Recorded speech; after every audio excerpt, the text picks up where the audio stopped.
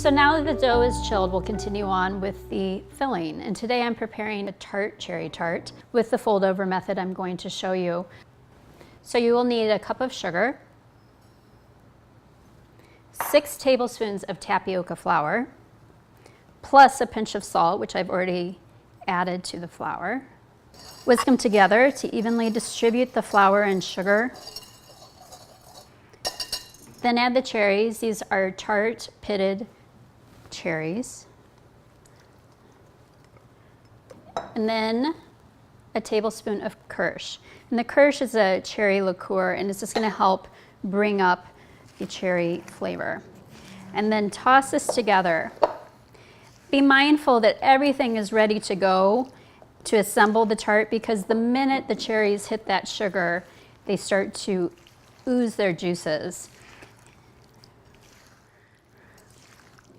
So you've got those mixed together.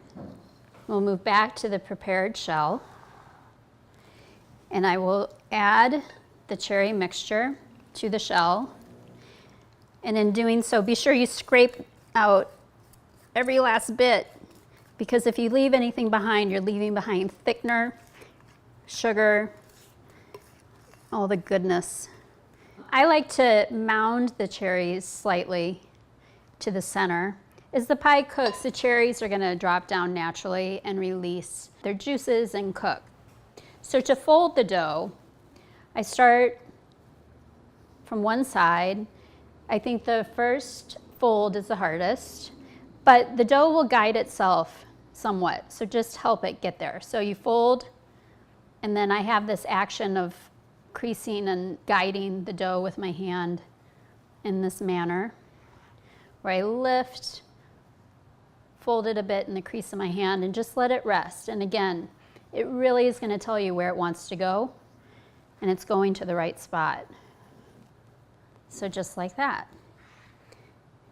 Now to finish it, I've got some cream here and my pastry brush, and I'm just going to lightly brush the dough with the cream.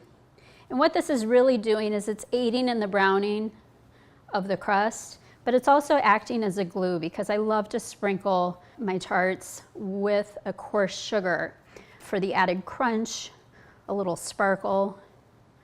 It's just a really beautiful way to finish them. Sprinkle and rotate the pie plate and get an even distribution of sugar around the dough. I finish in the center. So now this is ready to bake. This will go in a preheated 375-degree oven for 30 minutes. After 30 minutes, rotate your pie 1/2 turn. You'll continue baking for another 20 minutes.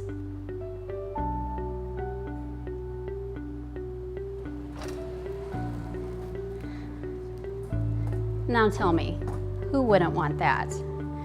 Cherry pie, apple pie, pumpkin pie, it's endless what you can do with ready-to-roll dough. Happy rolling.